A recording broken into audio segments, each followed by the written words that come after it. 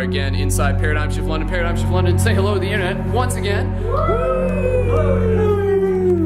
Awesome. So today we're talking a lot about water, and water is a conversation topic that has kind of been going around in a lot of circles these days, symbolically, metaphorically, and literally.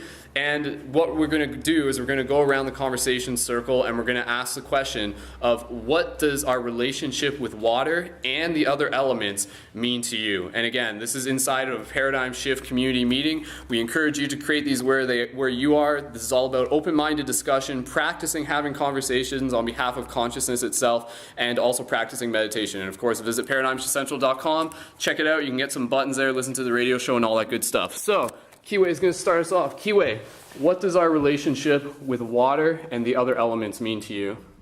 Source, life, calm, cleansing. Nice. Cool. All right. Kirsten? Pass. Nate? Clue.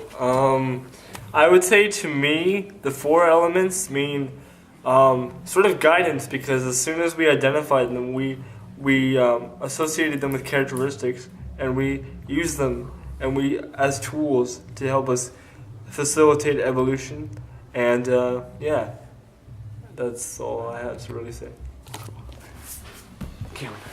Life is like a stream, and if you try to battle it and go upstream, then you're just going to face a lot of resistance. But if you go with the flow, then everything will flow with you. Cool. I'm gonna pass. Okay. Ben's passing. All right. Victor? All right. Couple passes today, no big deal. Maya? You're passing? Yeah. But you're doing an event tomorrow, and you're really passionate about Explain it. the event. What is tomorrow? Okay, so for World Water Day, I guess for me, I really connect with water, and it's something that I feel really at peace in when I'm close to it or in it. And I've spent a lot of time in water around the world, and I don't know, it's just a place that feels really calming and cleansing. It's very cleansing for me. Like, I can release a lot of things when I'm around it. Cool. Nice. Thank you. Jeremy? So water and the elements. I do a lot of astrology, and for me, my understanding of water and the other three elements is very much so about the same thing as the four phases of matter. We have plasma, gas, which is plasma is the fire, gas is air, liquid water, and then solid is the earth. So I just think of them as kind of along those lines. And so fire is the sun, and fire is like the plasma is the sun and the fire. And the fire that we burn here on Earth is just sort of reflections of that sun. It's trees collecting sunlight and then we're re-releasing it. But water is pretty cool. I guess I don't think about it enough. But I guess I would associate water with sort of the same kind of concept as air, but just more like condensed, more like physical. Whereas it's the same thing. Yeah, it's like, I guess air is just like really big water. Like, it's so big you don't even know you're in it. It's like you don't see the surface of it. And I guess like a fish wouldn't even think it'd be like asking a fish, like asking a human what air is like. It'd be asking a fish what water is, and they're like, "What are you talking about, man? I don't know what you're talking about. I just live in this stuff, you know." And they see a bubble, and they're like, "That's the air." That's the odd thing out, right? So I don't really know, but I guess I'm just trying to come at it from an approach where some people start talking about the four elements. There are systems. There are four elements actually, and our four states of matter that we have, which is kind of cool. But it's more of a way of approaching life and separating things up into four easy to understand concepts, and then from there, sort of interacting with life with four different ideas. I don't know. It's kind of it's like an inspired way of thinking, I guess. So cool. All right. I like water.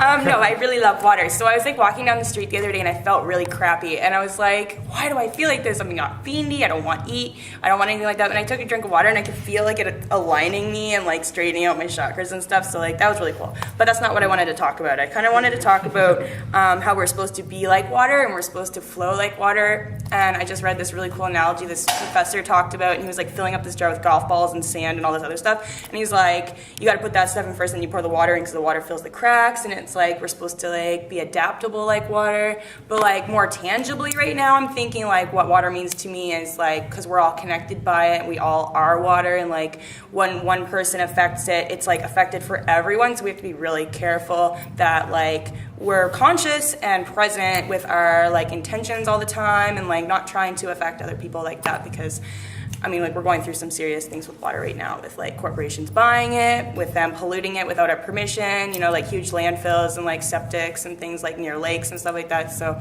it's something that we should all be more attentive to. Nice. Nice. Lane? Okay, at the risk of being out of my element in terms of the, I like fire. Fire's the best. It's all about change and evolution, and I think it might hurt a little bit, but if you step into the crucible, you'll be better off than you were before, and just with a few sparks, you can create an inferno. So, yeah, Right on that. burn one. Cool. All right, Lee. I was gonna say something about water, but now fire seems better. Okay, water still follow path of least resistance. Nice. Cool. All right, Joseph. When it comes to the elements, I like what he was talking about. It's the whole principle of internal alchemy. It's just the whole idea of being in the crucible, using the heat to continuously keep yourself cooking. But if you turn up the heat too high, you might burn out. Whereas you need that water element so you can monitor the heat and make sure that water sustains life. So without it, we'd all just be toast. Nice. Lloyd? Everything's connected. By water. Nice. Ted? I identify water in two ways. When I consume water, I identify it as life. And when I'm in water, I interpret it as freedom. It gives me freedom, water. Cool. All right, so water for me, water is something that I definitely connect with. Being a Cancerian, water is my element, but of course water is just the element that I came into this incarnation sort of as my primary. The idea is that we are all the elements, obviously. Even some of you may have heard this come up in a recent Paradigm Shift Radio, the idea of the Ayurveda, talking about like how literally our body is made up of the four primary elements of carbon, hydrogen, oxygen, and which one did I just miss? Nitrogen, thank you. And again, so nitrogen would be fire, hydrogen would be water, oxygen would be air, carbon would be earth itself. So we literally are an encompassment of all four of the elements as a walking, talking being. A lot of things came up during this conversation, and just trying to hit upon some of the key things that didn't get mentioned just within this small circle going around. Obviously, the idea that water holds on to memory. This was actually the very first thing that came up in our conversation tonight, and that is something that we need to keep in mind. The idea that we say like, oh, we're 80% water. I don't even think we're 80% water. I almost pretty much say we're 100% water, because like the water is literally throughout all of us. And in that sense, if water is holding on to memories and water is holding on to emotion, and the vibrations that we send out are literally affecting not only our own body, but they are affecting the bodies and the emotion and the structure of the people around us. This sort of goes into this idea that, you know, like water is this super malleable thing. And it is sort of like designed to be sculpted, and it is our thoughts themselves that do the sculpting.